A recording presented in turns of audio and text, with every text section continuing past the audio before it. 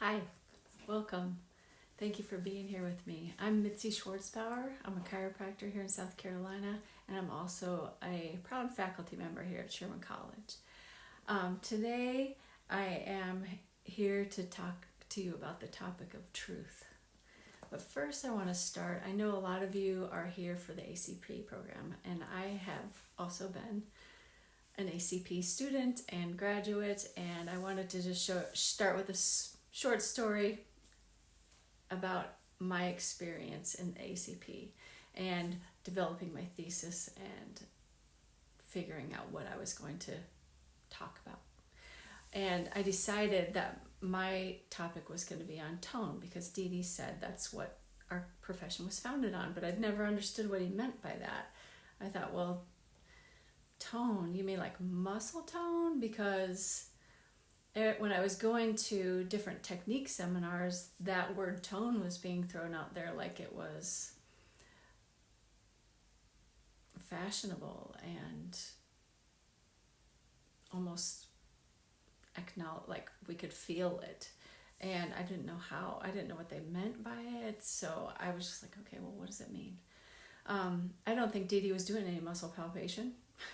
In fact, he was a magnetic healer at the time, so I thought, well, maybe it was a magnetic tone, and he would describe that tone, or he would describe magnetic energy as negative versus positive. So I was thinking, well, maybe he meant like something about vibrations. And so I took that route, and I was like, that's exactly what he had to have meant. And I went down so many rabbit holes, and tone is such a broad subject, and it could take you into the many different worlds of what tone is as far as how it applies to certain topics. So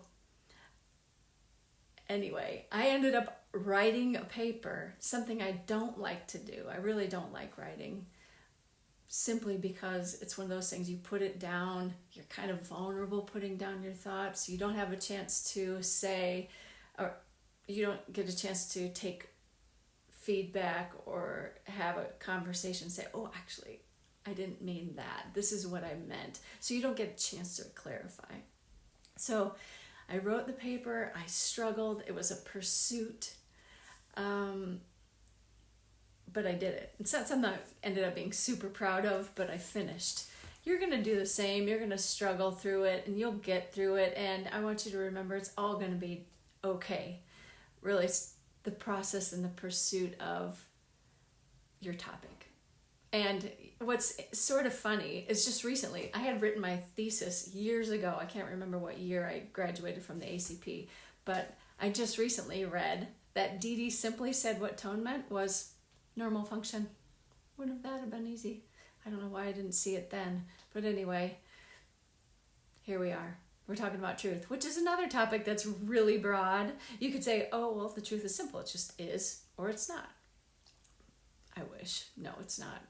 So here we go. Stick with me. There may be things that you disagree about what I say, and that's okay. We're going to just explore the topic. So, truth. What is it? If we were together, I would poll you on it, and you would come up with a variety. Everybody would come up with a variety of different answers if I was to say, all right, truth. If you were to give me the word that comes to your mind first, what would come to your mind? And I just polled people around me, and then I thought of other quotes that I've heard about truth. You know, you've heard things like, well, the truth is hard. It's a hard truth.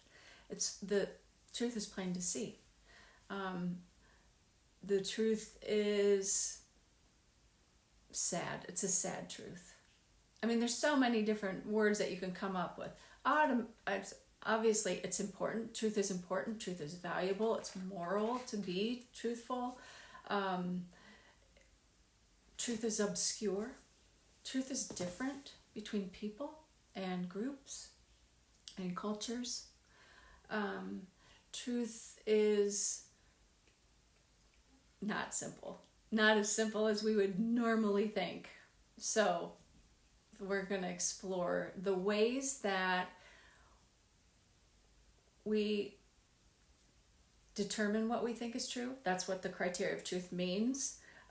We're going to look at ways that we as humans use those criteria, and also how we as humans in our profession use those criteria. And we're going to just kind of think about, okay, do you think that criteria is actually a good strategy for our survival and our success? And I'm not going to come up with any answers, and you may disagree with me about certain things, but that's okay. I mean, if it gets you thinking, that's okay. Normally, our truths are so personal, like we take them like super serious, like they're a belief to us. Like we believe, what we think, and we own it. Like if anybody challenges it, it's hard. I mean, I've gotten into some pretty tough arguments with one of my friends who's an engineer, and when I asked him, he's like, well, science tells you the truth. And of course, me being me, I'm like, well, I question science a lot. So to him, it's all equations and numbers, and everything can be explained through science. Obviously, we don't see eye to eye, and that's okay, but that's his truth and my truth. If we both have our truths, though, and we have different truths, does that mean it's true, or does it mean it's just an opinion? But quick, what do I mean by an adaptive strategy? I mean, we are pursuing truth all the time. Every thought we have, we're only going to have that thought or contemplate a thought if we believe it to be true, or if we find, well, it doesn't seem true, we're going to try to pursue the truth. And each thought that we have, like I have in that quote from Dr. Strauss, is going to determine our actions. We can tell what people are thinking by what they're doing most times.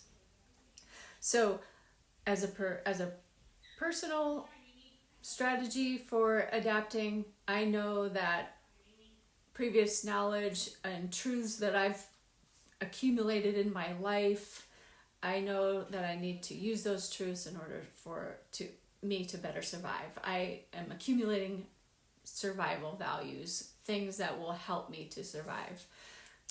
For example, I know what happens when I encounter poison ivy. So I know that it's not a good survival value for me to go and roll in it if I see it. So I'm not going to. So that's that. And how, there's so many other examples, but I'm not going to go over all of them. As a profession, what are ways that we use our ways of determining the truth? And are they valuable? Are they strong? Are they good for our survival and for our success? I don't know. We can talk about that as we go. And at the end, we'll just kind of wrap it up and contemplate it.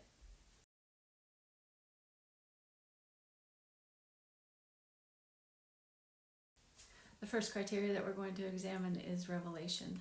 And revelation claims to get their knowledge from a known source, usually a deity. And oftentimes it's been written down, so that gives it some authority and validity.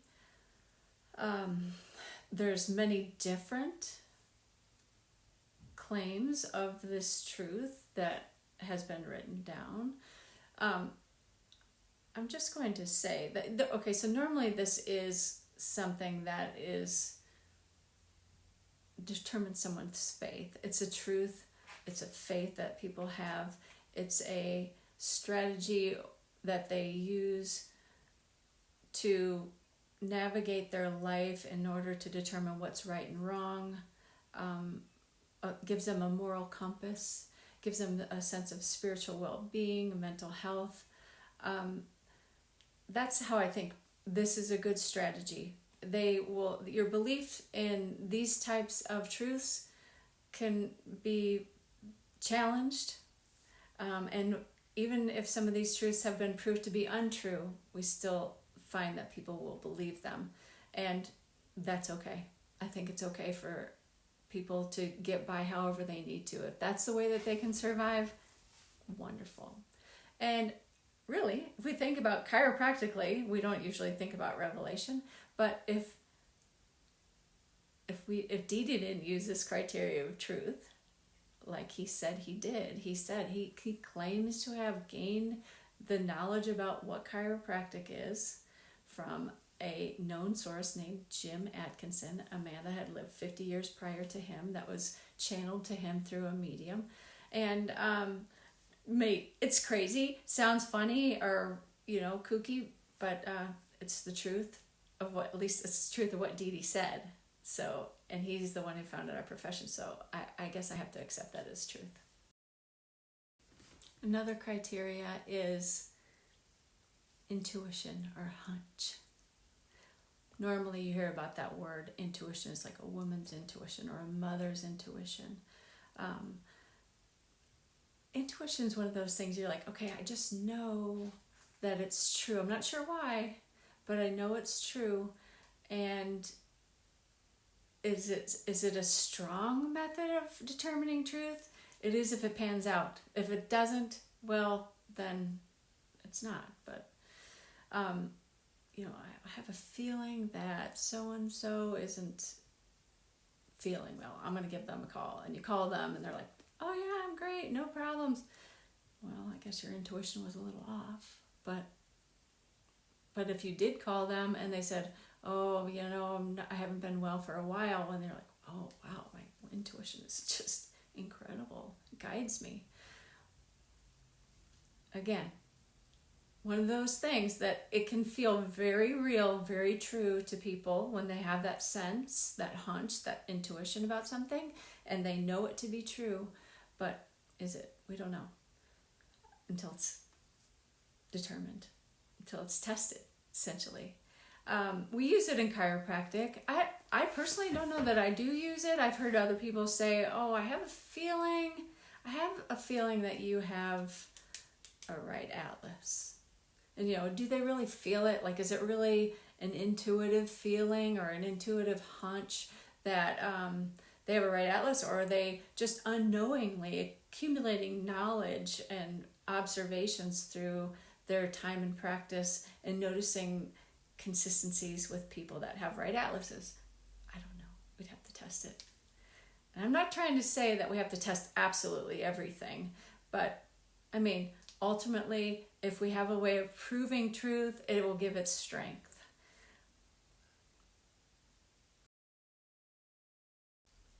Custom and tradition is an interesting criteria of truth. It's a custom is basically a usage or practice common amongst usually an area or a group of people. I originally thought of this topic as of criteria of truth being an adaptive strategy through this topic. I was watching a Nova show about genius birds, and they were talking about corvids, and they were able to make tools, and how different areas based on their elevation, these birds would develop different tools, and those different tools or shapes of tools that they would make would prove to be a good survival strategy, and they would teach that strategy, that custom to their offspring, so that their offspring would have a better chance of survival. So that's where I thought of it as being an adaptive strategy. And we do that. We learn from our parents, we learn from our teachers growing up, we learn truths from them. There's customs in different areas of the country, different countries, different religions. There's customs in families. Maybe I already said that. But I think about some things that I've learned from my mom, and usually we don't even think about is that true? Because that's the only way I know it. I remember growing up, my mom, when she'd make a salad, she'd take the lettuce and she'd cut out the core part of it, the white, you have a leaf of lettuce, and she'd cut out the center core part. So I thought that's what you had to do, and I did it. I did it for years. Then when I was in school at Sherman, one of my friends was watching me make a salad, and she was watching me wash the lettuce and cut out that part of the lettuce, and she's like, what are you doing? I said, don't you have to do that? She's like, no. I was like, always thought you had to. My mom always did. And no, it's true. I didn't have to do it. I later asked my mother, why do you do that? She goes, I just don't like that part. So that was a custom that it's not a tradition anymore in my family. But those are things we learn from the people around us. And I'm sure everybody has their own story of a custom that's even become a tradition in their family and in their community. So in our community of chiropractic, we have a lot of different customs as well. I'm saying customs. Customs are ways that groups of people use common practices together because they believe it to be true, a good way of doing things. Traditions, just that custom that's been carried out throughout the years. So essentially the same thing. So we've had customs in chiropractic. We have, it started out, chiropractic means done by hand. And then we had some divisions when other people were doing things that weren't just using their hands. When BJ introduced X-ray, there were people that were they were against that. That wasn't using your hands. People that were against BJ introducing thermography. It's not using your hands. So, and then what happened was, so we have a custom of a group of people that it still maybe even exists today. I'm sure of it. They still say that it is true that chiropractic is done by hand only. And then there's those people that veered off and said, okay, actually, no, I find that the truth of chiropractic and this custom that we use is that we use X-ray and we use thermography and we do pattern analysis and we do only upper cervical, or another custom is we only do full spine, or another custom is we do spine only. I mean, we can go on and on. We have customs that people say, I will only use an instrument to adjust.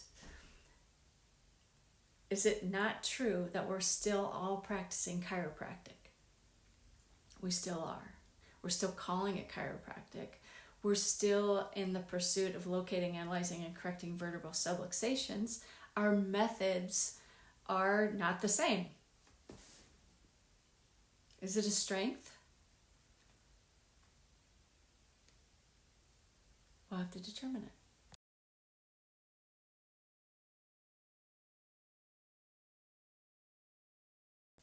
Time is another criteria that's very similar to traditions and customs. You always hear those expressions, well, it's true because it stood the test of time, and it's been done that way as long as I can remember, so therefore it must be the right way, it must be true.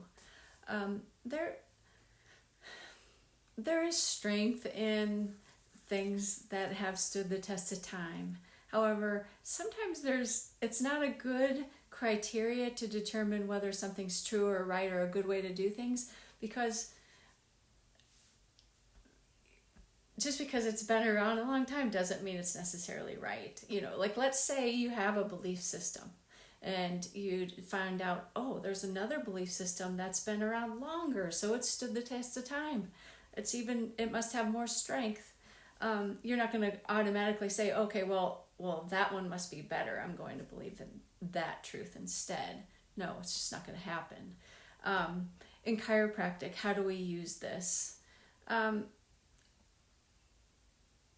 I don't know. I mean, there are certain things I think that we do continually use in chiropractic, even though they've been around for a while, even though they might not be the right way of doing things. I personally, in my experience in teaching, in technique and analysis, there's some things that we teach that I think, that seems sort of silly. I mean, why are we teaching it that way? Or why do we specifically have to go this way versus that way? And, in the minute little details. And sometimes I just have to answer, well, we've just always done it that way. Makes me look incredibly stupid saying that that's the reason. At least to me it does. I don't like using that reason, but we're teaching it that way because we've always taught it that way, and just accept it. I don't find it to be a strength. You might have other examples of this, but that's my take on this criteria. Is it a good strength? Is it a good strength in determining truth? I don't know. What do you think? Using our emotions and our feelings is another way we determine whether something's true. If it feels right, then it's true. That's just a human thing. We have no way of escaping it. It's something that we do. We emotionally buy things. Oh my gosh, it's going to make us so happy. Things are going to be so great. And then you immediately, a day or two later, have buyer's remorse. We do that in relationships. People are just the most fabulous, and then, that fades away. And not always, I'm not trying to be a Debbie Downer, but you know what I mean. Our emotions change, our feelings about things change. So it's using that as a determination of what's true isn't necessarily a strong way of determining truth, just because of its ever-changing quality. In chiropractic, do we use it? Yes, I think we do. It clouds our judgment. Maybe you don't, but I know I do, so I'm guilty, so I'm being vulnerable here. But if someone comes to my practice and they have some complaints, it may cloud my judgment in making decisions about what they need. It could be like, oh my gosh, they're suffering. There's something I have to do to help them. I'm not saying it's right. It's not. But I'm just admitting my flaw, and that I do have those emotions and feelings. And sometimes, what does it lead me to do? Maybe I would adjust them when they didn't need to be, when they weren't subluxated. They didn't need an adjustment. It's not a good strategy. Actually, a lot of times I'll just say, please don't tell me where anything's bothering you. Just let me do my thing, and later you can tell me. It's fine. It's a tough thing, but we use it. I don't think I'm alone, but if I am, I'm guilty. It's not a strength, but we can't escape.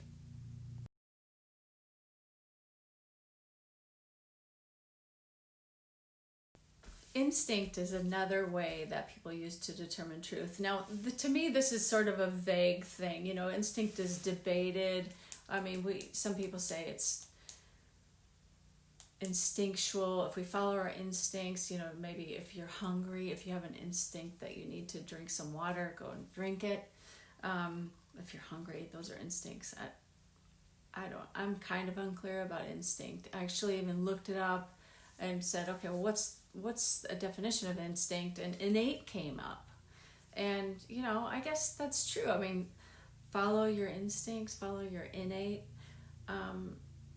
Do we do it? Yeah, I think we do it. It's unconscious. We're going to follow.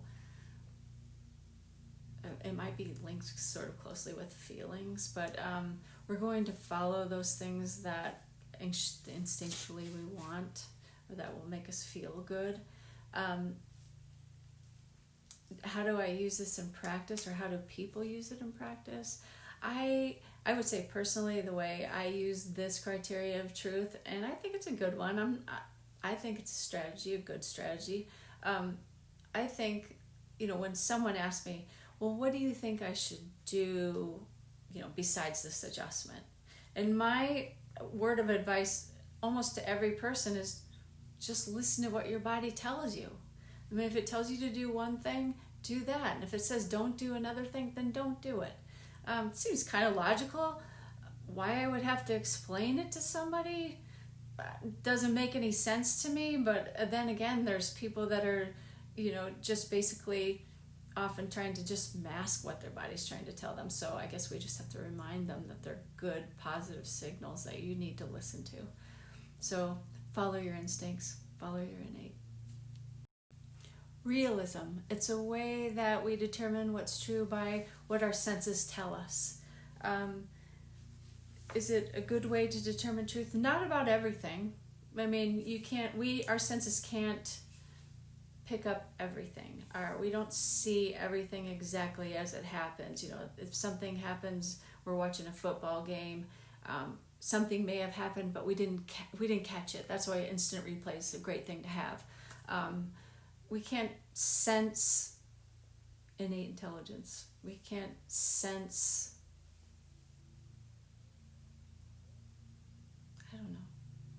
maybe we can and we don't know it, but we can't sense everything. So for everything that we're trying to determine truth about, this isn't probably a good criteria. Now, if I look to see how, okay, at first I'm like, well, how do we use it in chiropractic? How do we use our senses? We use it for everything. I mean, we use our hands to sense everything, to locate, analyze, and correct subluxations. We use our eyes. We use our ears to hear what people are saying. We use, some people say that they use their intuition. Whatever, it's their senses. They're using it. We use it in chiropractic. I use palpation in my practice. I listen to my patients. I observe my patients. Those tools that I use, whether subjective or not, even though they don't have the best interreliability, I know from research articles, I'm not willing to give them up. To me, they're true. They're true in my practice. They're useful.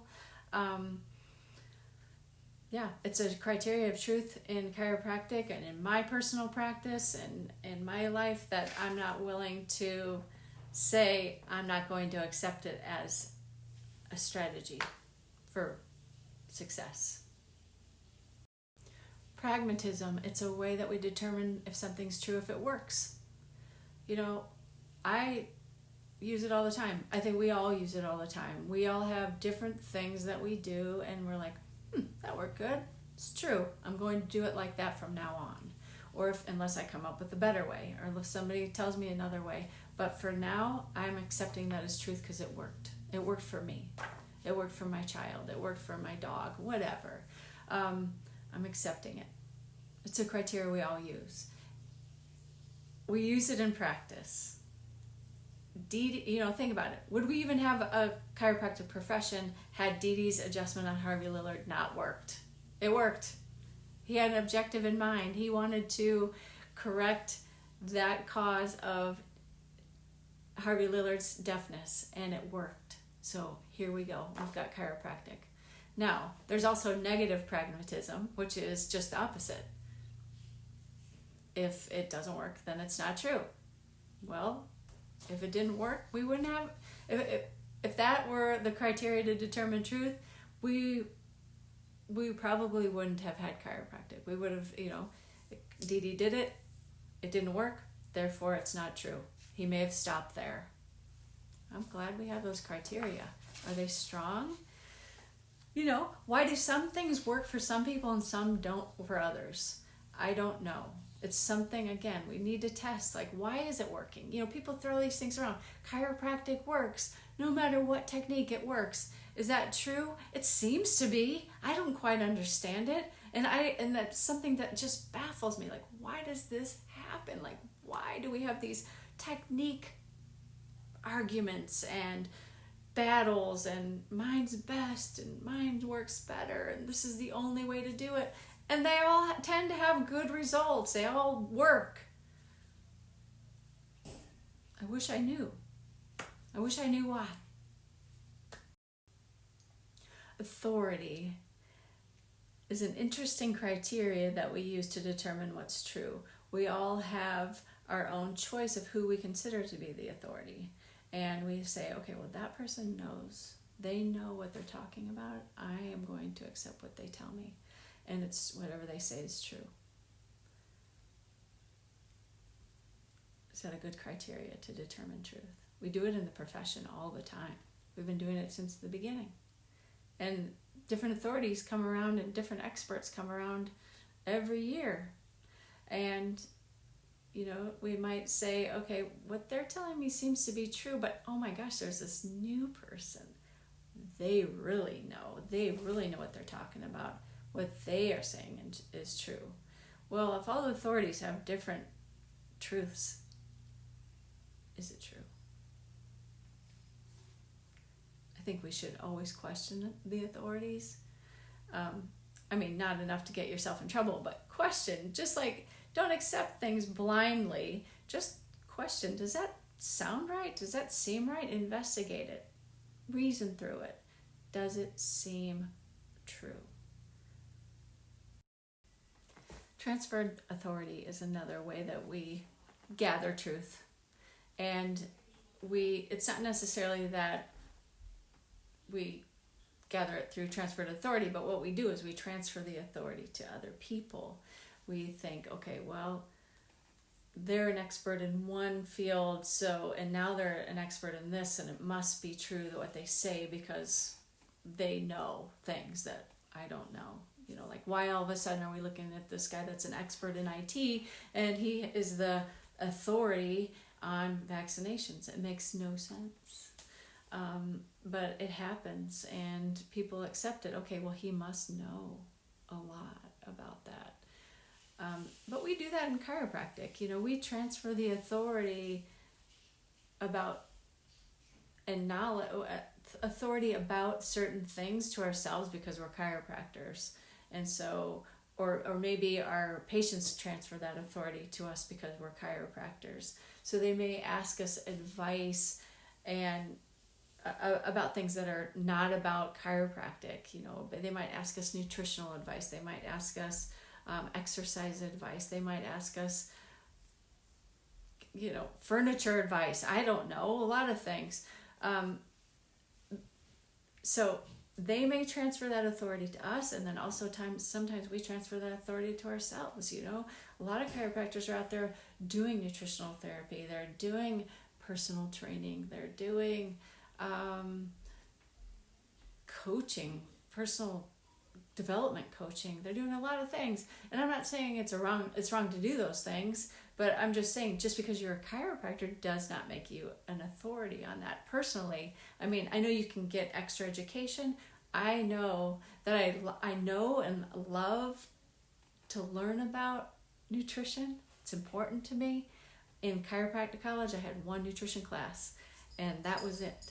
Other than that, I have no advanced knowledge except for what I've gone out and just kind of accumulated myself that anyone else could accumulate themselves.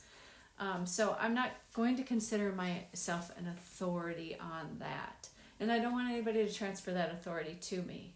So that's just my take on that. You may feel differently. You may feel like, no, I know more than my patients do about those topics, so I am an authority. I can give them that advice. And that's your truth.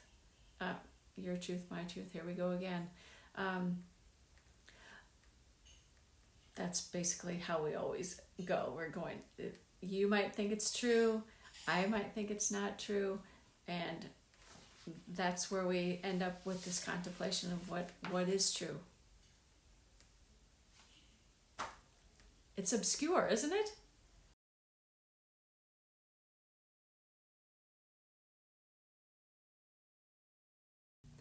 You might think it's true. Majority. I might think it's true, but a lot of times we determine what's true because the majority of the people say that it's true. This is kind of similar to the authority. We think, okay, well, the majority of the people think that it's true, therefore that must be true because there's some authority or validity in numbers that all these people are following that one idea or that one person or that one position. It's not always the best way to determine whether something's true. I have the privilege to wander the halls at Sherman College and sometimes drop in Chris Kent's office and get in little conversations. Pretty fun. And one day I was struggling with an argument that I was in with someone else, and my struggle was, okay, well, if the majority of the schools are teaching it this way, then, and I know it's not true, how is it that I can be, how can I teach it? It doesn't seem right that I would teach it just because everybody else is teaching it that way. And Chris just said, well, the majority of the people are usually wrong. Chris, I hope you don't mind if I quoted you, if you're there. Anyway, I appreciate our chit-chats. So I think Chris is right. I mean, the majority of the time, majority is not correct. but it's because nobody questions it. We just kind of follow. We'll follow the crowd. People will follow the crowd. They often won't see beyond what everybody else is doing. They're just going along with the flow, just like the sheep. And one more thing. The majority, going with the majority and determining whether it's true in chiropractic, right now, I think I'm assuming, and I don't know for sure, but I am assuming that most people in this group watching this are from the belief system that chiropractic should be pure, straight, and unadulterated. That old term that BJ used.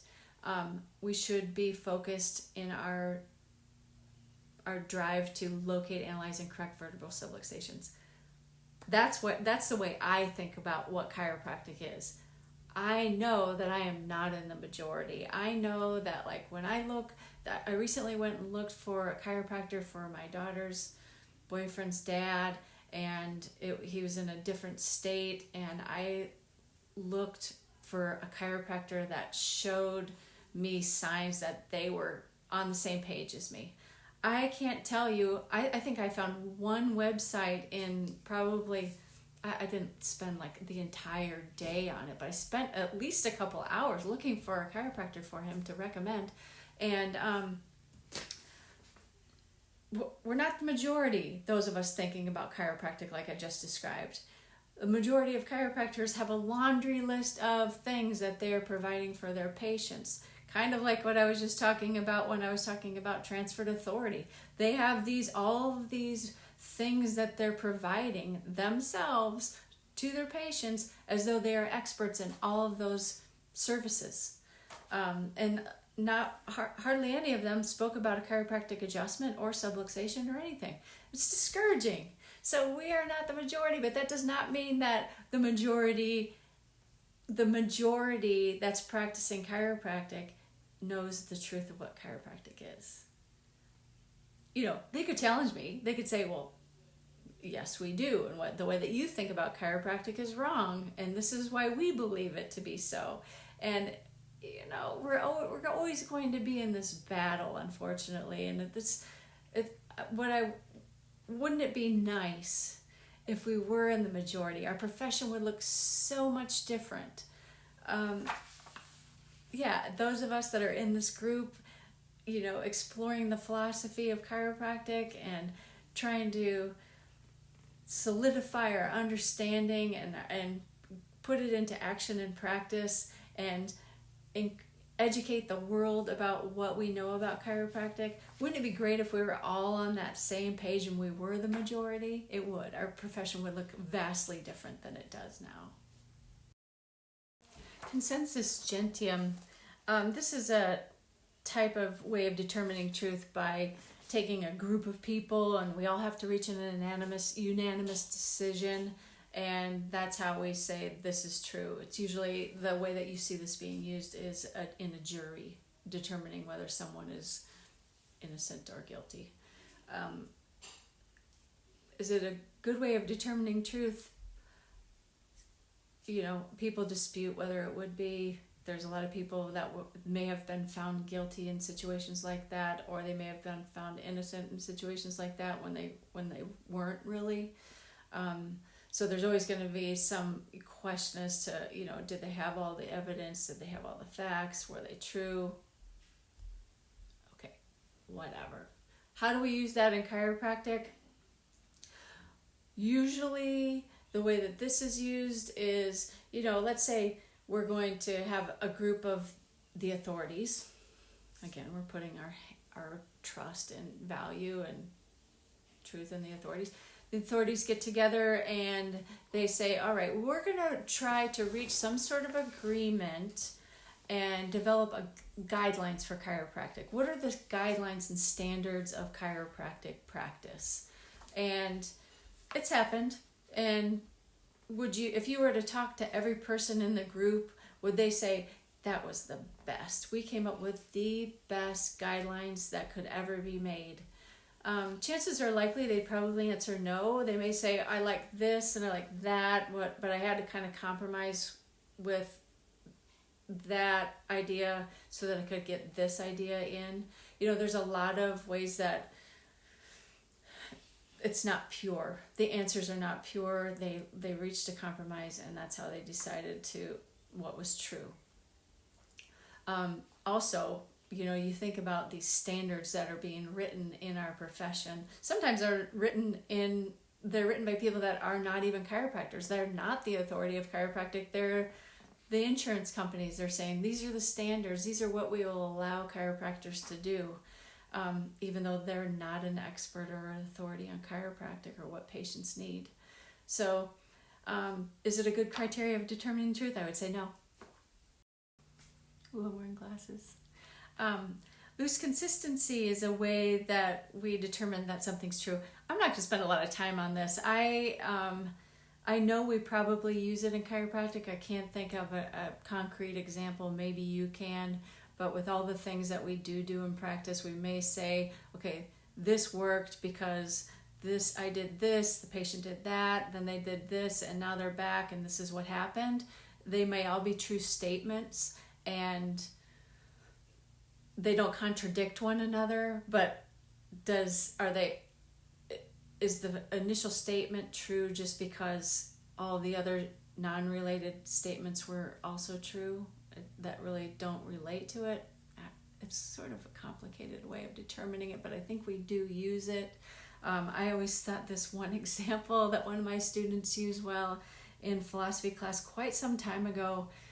She was talking about how chips work, the chips that they put in the back of animals to make sure that they're identified if they get lost. She said, my chips work. My cat had a chip and it didn't have a collar and it was missing for 6 months, and we got it back, and that's why it only has one eye. But that's why chips work. All those things happened, but is that why chips work and that's why the cat only has one eye? I just thought it was funny. I wanted to share it. But I think we probably use it in chiropractic. Probably not a good strength of determining truth. Rigorous consistency is another form of determining truth. It's basically limited to mathematical equations. So is it valuable in determining truth? I think it is for some things. In chiropractic, we have mathematical equations. We can use mathematical equations as far as measurements of misalignment or angles, things like that. I think those are valuable. But then I also see that, you might have one technique that uses a certain measurement and that's their truth.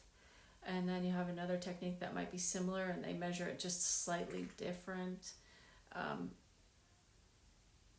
they are rigorous in their consistency of using the same measurements in each of those approaches, but is it the only way to determine truth? I think it's a good way. I don't find anything wrong with it. It's one of the ways. And it could give us strength in our profession by having measurements like that. Coherence is another way that we use to determine truth. We might take all the facts that we have and we put it all together, and we can fit them together in a way that they look like they're cohesive. Like we put the puzzle together and it makes sense. And they're all facts. We didn't deduce them together. They're individually looked at as fact, put together, they fit, and therefore putting them all together, it's the truth. The problem with this way of determining truth is, when do the facts end? It seems like there's always new facts. Where were they before? We don't know, but we learn new facts. And can they be added?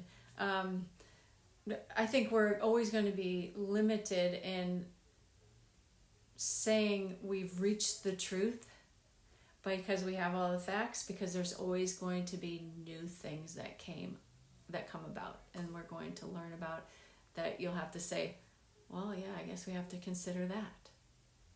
So it's a pursuit of truth. It's a type of pursuit of truth. So now what? We've covered all these criteria that we use to determine what's true. None of them are flawless. Truth seems elusive, and so how can it be so vastly different between people and groups of people and countries and cultures? It's just the way it is.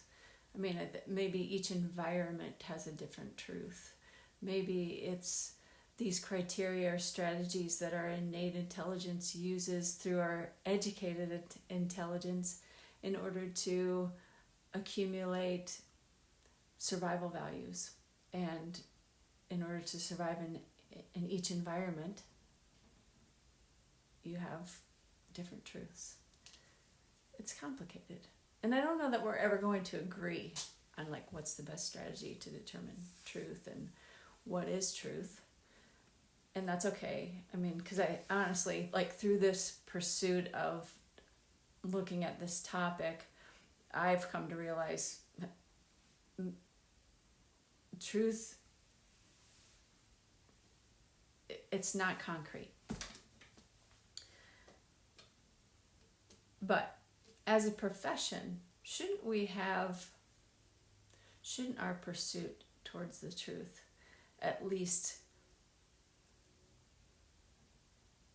be more focused?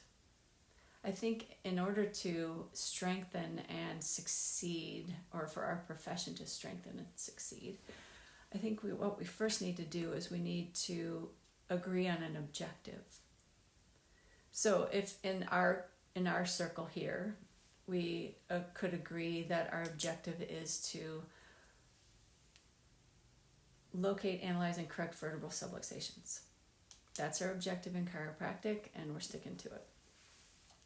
Well, even with that objective, we may not see things the same way.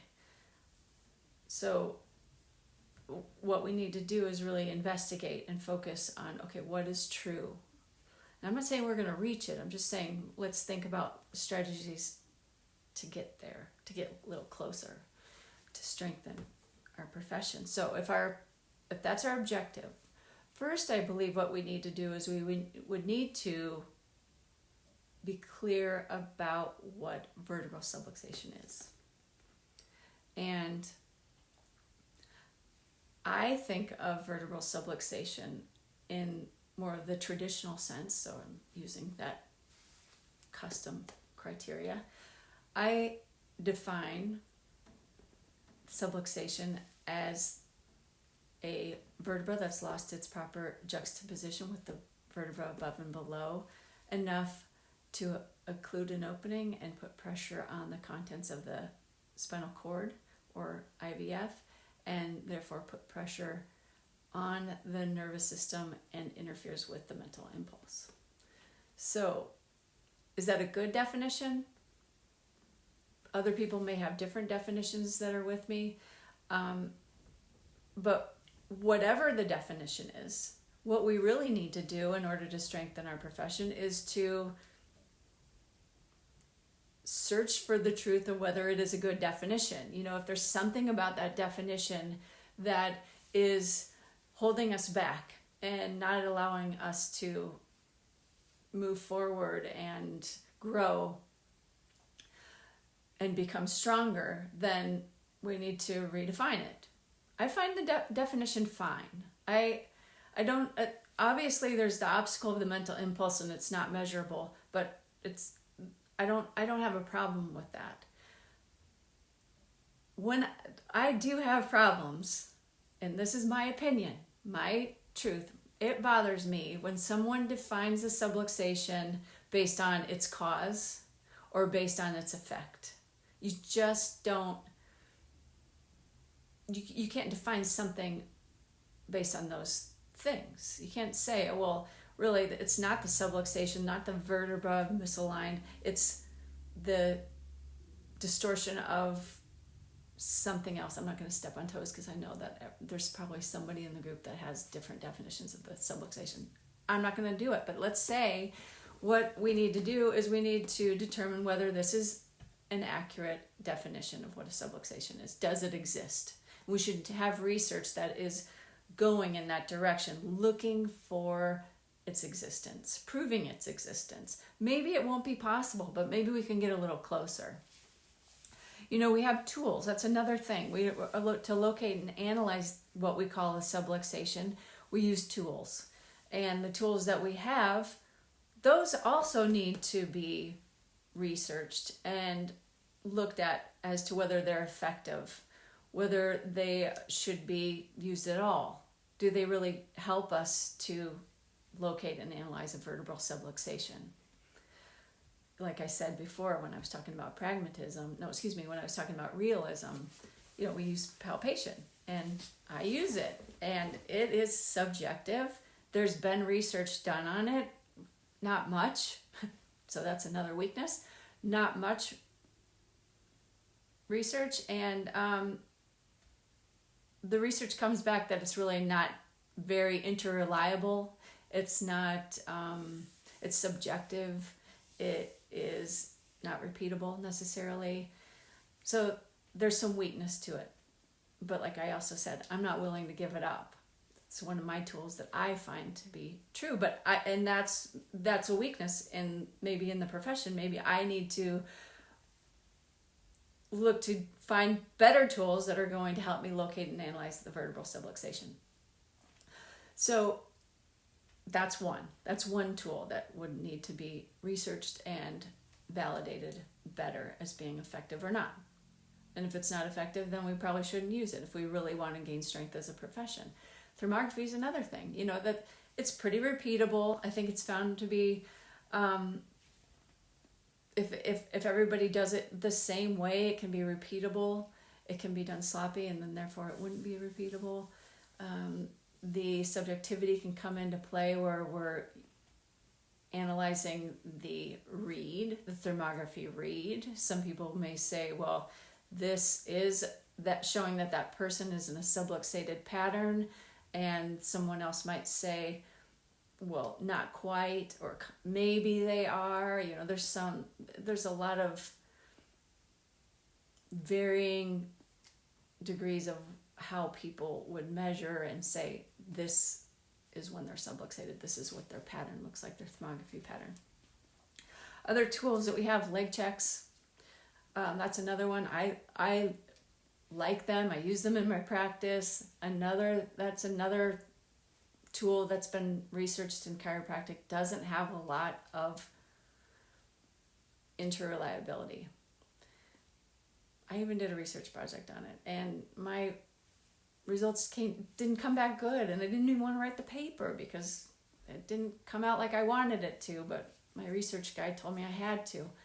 But anyway, it's another tool. Maybe it's not a good one, but maybe we can find ways to make them more reliable, more reproducible, more interreliable.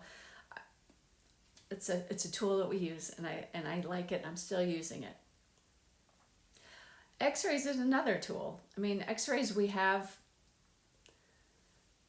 and you know, you could take just a plain A to P open mouth and lateral, and that will give you a perspective. And then other people have developed other ways of taking them from different views, vertex or BP, maybe the Blair protracto film.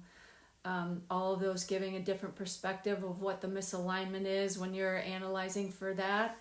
And there's a lot of subjectivity in that, especially the two-dimensional films.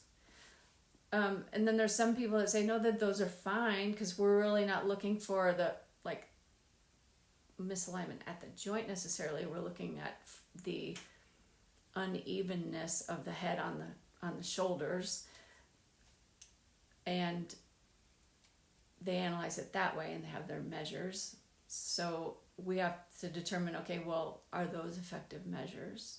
Or is it just as effective of us just visually looking at those films and determining what we see as being the misalignment? One thing I find interesting, though, so we have this new technology, and that's cone beam CT. And we actually have one at Sherman now. It's really exciting.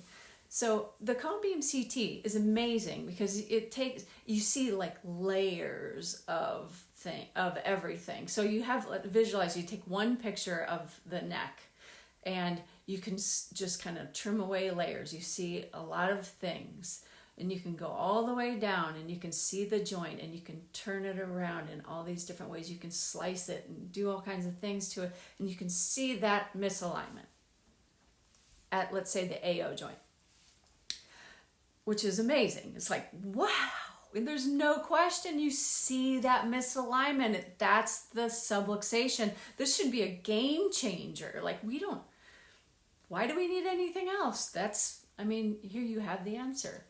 And I think it's a game changer. It's going to be very interesting what happens with this.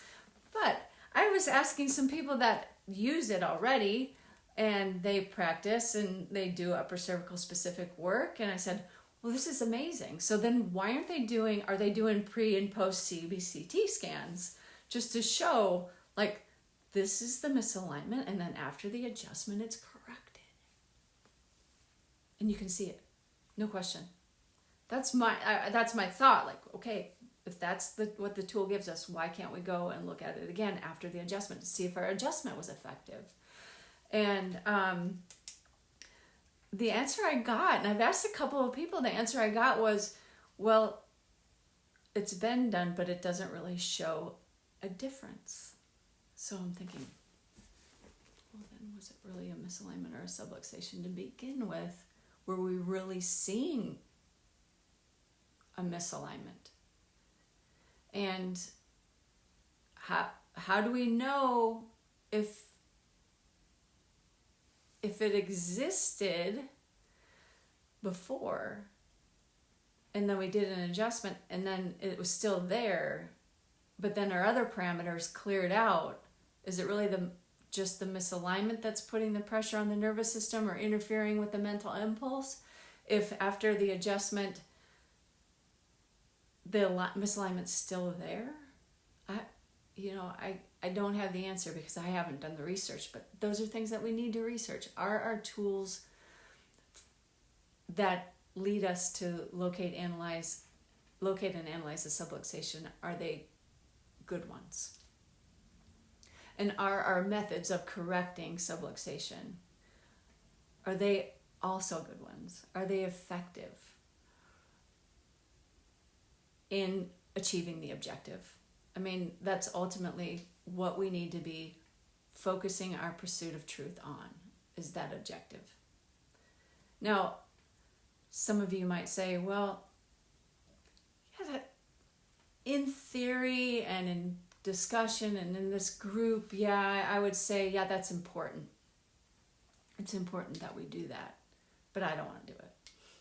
I mean, I'm pretty happy with how my practice is going. I mean, I like the way that I do my thing, and my patients like it, and I like it, and they get better, and it's all good.